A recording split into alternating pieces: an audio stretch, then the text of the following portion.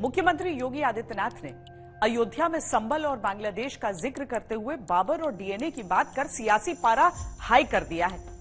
यह माना जा रहा है कि उनका यह बयान बटेंगे तो कटेंगे से भी आगे की रणनीति के तहत दिया गया है। धर्म की पिच पर जिस तरह योगी आदित्यनाथ ने चुनावी एजेंडा सेट किया है, उससे यह स्पष्ट है कि ये 2027 की लड़ाई का विधिवत ऐलान हो चुका है। 500 वर्ष पहले बाबर के एक सिपह सालार ने जो कुंभ अयोध्या में किया था। बाबर का नाम है, खुला संग्राम है, ऐलान जंग का पूरा इंतजाम है। गलतफहमी में मत रहना। अगर कोई ये मानता है कि वो बांग्लादेश में हो रहा है, तो यहां भी बांटने वाले तत्व उनके लिए बेट बन करके खड़े हो रखे हैं, पहले से खड़े हैं। बटेंगे तो कटेंगे के कामयाब चुनावी फॉर्मूले की तर्ज पर ही योगी आदित्यनाथ जैसे 2027 के चुनाव का एजेंडा सेट कर रहे हैं। 500 वर्ष पहले बाबर के एक सिपह सालार ने जो कुंभ अयोध्या में किया था, जो काम संभल में किया था, और जो काम आज बांग्लादेश के अंदर हो रहा है, तीनों की प्रकृति, तीनों का डीएनए एक जैसा है। समाज के सामाजिक ताने बाने को छिन्न भिन्न कर रहे हैं, सामाजिक एकता को तोड़ करके, आपको बांट करके फिर काटने का और कटवाने का पूरा इंतजाम भी कर रहे हैं। बाबर, बांग्लादेश और संभल का जिक्र करके योगी आदित्यनाथ ने तीनों का डीएनए मैच किया, तो जवाब लोकसभा में बीजेपी का खेल खराब करने वाली समाजवादी पार्टी की तरफ से भी आया। मुख्यमंत्री जी ने कितनी बायोलॉजी पढ़ी है मैं नहीं जानता हूं, लेकिन मैं उनसे एक बार निवेदन करना चाहता हूं कि बार बार वो डीएनए की बात कर रहे हैं, डीएनए की बात न किया करें। और अगर डीएनए की बात करते हैं तो मैं भी अपना डीएनए और हम सब लोग अपना डीएनए चेक कराना चाहते हैं, और मुख्यमंत्री जी आप भी अपना डीएनए चेक करा दो। एक संत होकर के, योगी होकर के और भगवा पहनने के बाद उन्हें इस तरह की भाषा और इस तरह डीएनए की बात नहीं करनी चाहिए।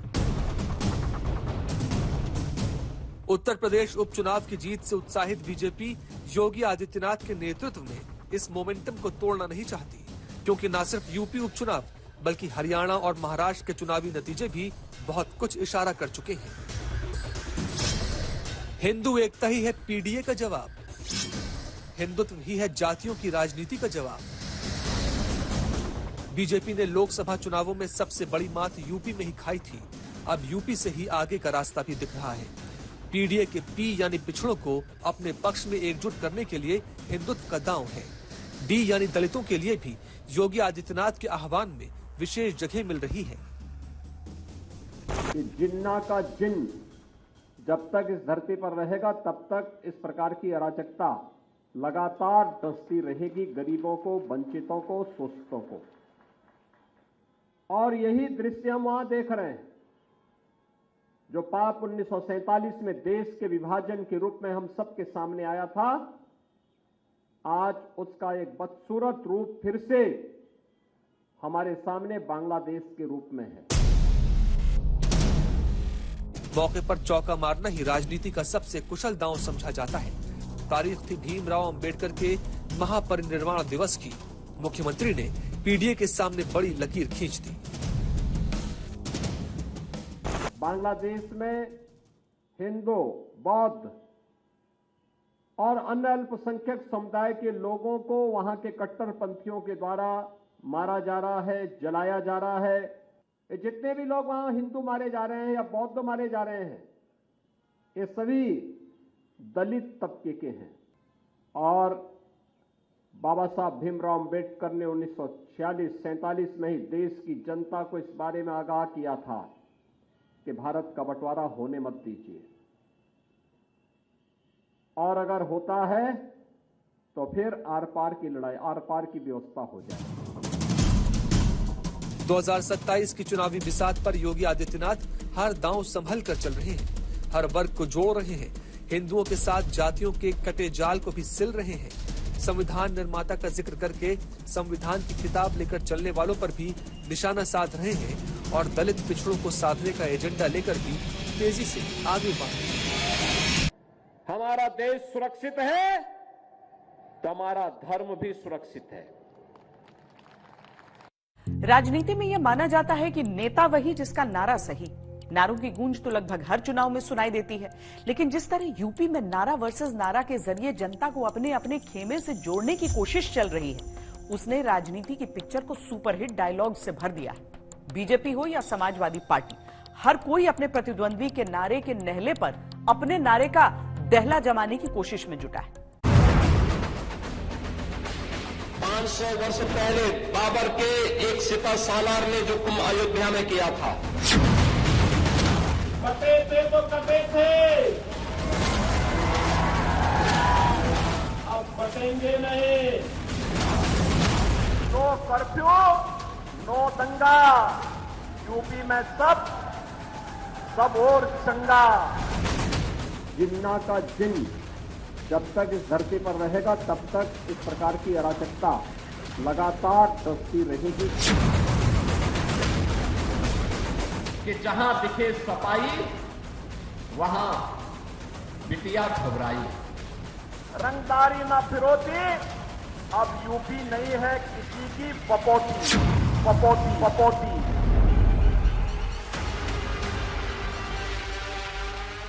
एक नारे की कीमत क्या होती है, ये कोई समाजवादी पार्टी और कांग्रेस से पूछे। एक नारा उठा तो हरियाणा का खेल पलट गया।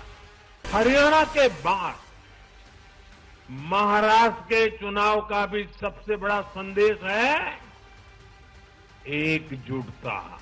ये सही है कि सनातन समाज एक रहेगा, सेफ रहेगा, बटेगा तो कटेगा। जातियों में बंटने के कारण ही हम गुलामी में गए, तो जब गुलामी में गए तो हम लोग कटे भी है, भारत भी कटा और भारत की जनता भी कटी है, इसलिए बटेंगे तो कटेंगे। ये बात जो कही है ये तो सही है। एक नारे को दूसरे नारे का साथ मिला तो महाराष्ट्र का महारण भी जीत लिया। हम एक हैं तो सेफ है, हम एक हैं, हम एक हैं तो। नारे की लड़ाई ही अगर नैरेटिव सेट कर रही है तो समाजवादी पार्टी भी पीछे क्यों रहे। डिवाइड का हिंदी क्या है? बांटो।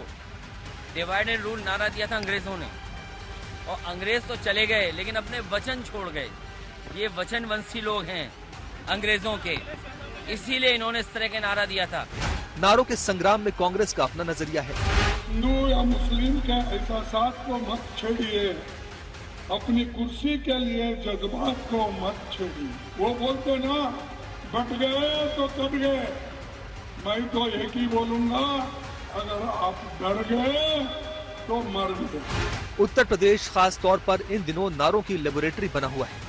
इधर कोई एक नारा गूंजता है, याद करना कि जिन्ना का जिन जब तक इस धरती पर रहेगा तब तक इस प्रकार की अराजकता लगातार दस्ती रहेगी, गरीबों को, वंचितों को, शोषितों को। जवाब में तुरंत दूसरा नारा राजनीतिक गोलबंदी करने लगता है। डीएनए की बात न करें, और अगर डीएनए की बात करते हैं तो मैं भी अपना डीएनए और हम सब लोग अपना डीएनए चेक कराना चाहते हैं, और मुख्यमंत्री जी आप भी अपना डीएनए चेक करा दो। लोकसभा चुनावों में अखिलेश ने पीडीए का नारा चुना, उसे चुनावों में सीढ़ी बनाया और उस पर चढ़कर खुद यूपी की जंग जीत ली। अखिलेश ने पीडीए यानी पिछड़े, दलित और अल्पसंख्यक को जोड़ने का नारा दिया था। इसके ऊपर आरक्षण और संविधान का मुद्दा काम कर गया, बीजेपी पिछड़ गई। योगी आदित्यनाथ ने नारे का जवाब नारे से दिया और आगरा में अपनी नारावादी राजनीति की सबसे बड़ी चाल चली। संदर्भ बांग्लादेश का था, लेकिन अर्थ कई थे। जब भी जाति के नाम पर, क्षेत्र के नाम पर, भाषा के नाम पर बंटे हैं तो निर्ममता से कटे भी हैं। इसके बाद नारों की लड़ाई में एक के बाद एक नारे चलने लगे। बीजेपी और समाजवादी पार्टी में सीधी लड़ाई दिखने लगी। दोनों दलों की दीवारें जवाबी पोस्टर्स से भरने लगी। कांग्रेस ने भी इसमें अपनी जगह तलाशी और बीएसपी ने भी। जनता का ध्यान बांटने के लिए अब बीजेपी बटेंगे तो कटेंगे, और सपा एंड कंपनी के लोग क्या कह रहे हैं, जुड़ेंगे तो जीतेंगे।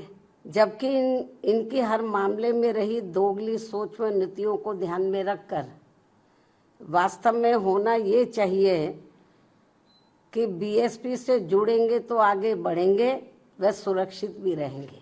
वो जो पहले नरेंद्र मोदी थे वो आज नरेंद्र मोदी नहीं बचा है। तो जो कॉन्फिडेंस इनकी थी पहले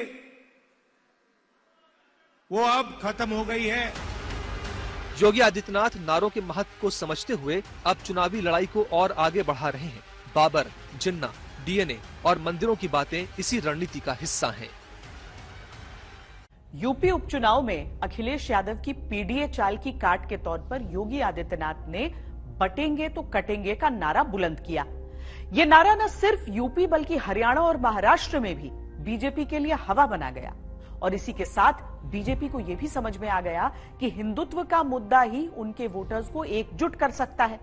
अब योगी आदित्यनाथ हिंदुत्व के मुद्दे पर ही बीजेपी के रथ को दौड़ा रहे हैं। इतिहास की उन गलतियों की परिमार्जन का अवसर इतिहास हमें दे रहा है और मुझे लगता है कि उस परिमार्जन के लिए हम सबको अपने आप को तैयार करना होगा। एकजुट होकर के सब मिल करके इस अभियान का हिस्सा बने।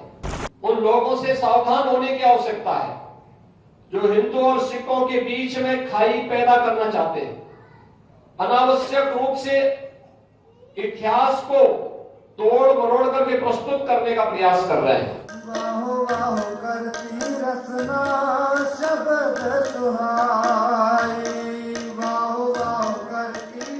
लखनऊ के एक गुरुद्वारे में गुरु तेग बहादुर के बलिदान दिवस पर अपनी श्रद्धांजलि देने योगी आदित्यनाथ पहुंचे तो हिंदुत्व के विचार का विस्तार करते चले।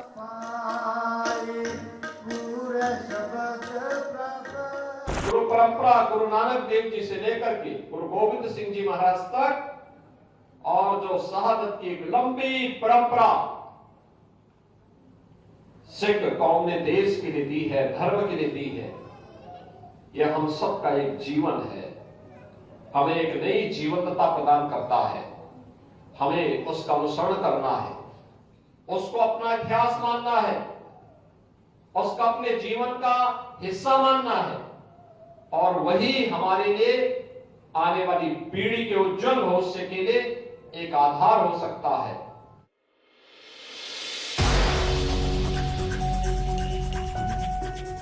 बातों ही बातों में 1947 के बंटवारे के बाद पाकिस्तान चले गए ननकाना साहिब को वापस भारत लाने की बात उठाकर हिंदुत्व के एक बिखरते सिरे को फिर से जोड़ने की कोशिश भी की। आखिर ननकाना साहब हम सबसे कब तक दूर रहेगा और क्यों नहीं, ये अधिकार वापस हमें मिलना चाहिए। अगर यह सूझबूझ 1947 में दिखाई होती तो संभवतः नगर कीर्तन यात्रा में आने वाला व्यवधान वहां पर नहीं देखने को मिलता। अभी हाल ही में योगी आदित्यनाथ ने अयोध्या की तरह काशी और मथुरा के अच्छे दिन आने की बात कही तो हिंदुत्व की राजनीति के एक और दांव की तरह उसे देखा गया। हमने तो केवल 3 जगह मांगी, अन्य जगहों के बारे में कोई मुद्दा नहीं था। अयोध्या के लिए और देखिए अयोध्या का उत्सव लोगों ने देखा तो नंदी बाबा ने भी कहा भाई हम काहे इंतजार करें।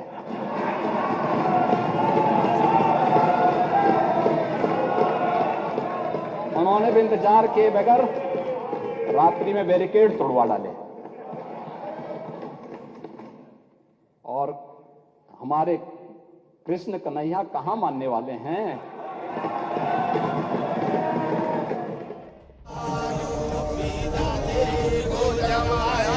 योगी आदित्यनाथ जब अपने ठेठ अंदाज में हिंदुत्व के किसी मुद्दे पर बेबाक बयान देते हैं तो वो भी किसी फिल्मी डायलॉग की तरह हिट हो जाता है।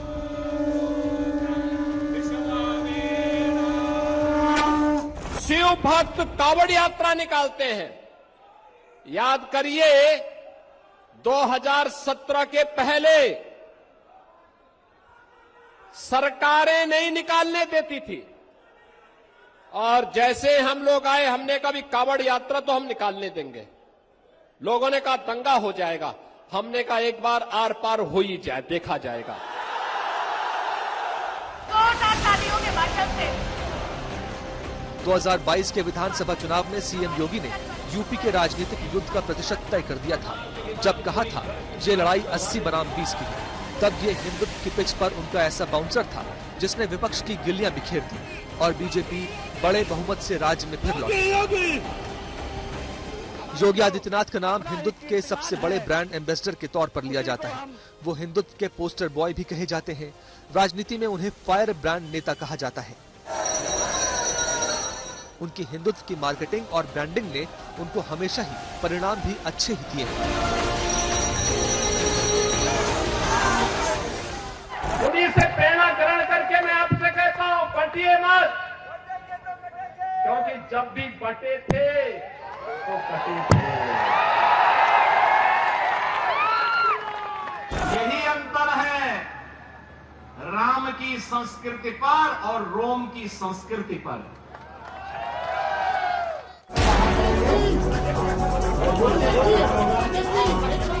चुनावी विश्लेषकों की माने तो उपचुनाव में लगभग एक तरफा जीत ने ये बात तो साफ कर दी कि आगे के चुनाव जीतने का फॉर्मूला क्या होगा। 2027 के चुनाव में वैसे तो 3 साल का वक्त है, लेकिन योगी जानते हैं कि उनके नारों के ट्राइड एंड टेस्टेड फॉर्मूलों की इस वक्त टीआरपी हाई है। हमारा देश सुरक्षित है तो हमारा धर्म भी सुरक्षित है। हमारा देश सुरक्षित है, हमारा धर्म भी सुरक्षित है। हमारा धर्म सुरक्षित है, हम भी सुरक्षित हैं।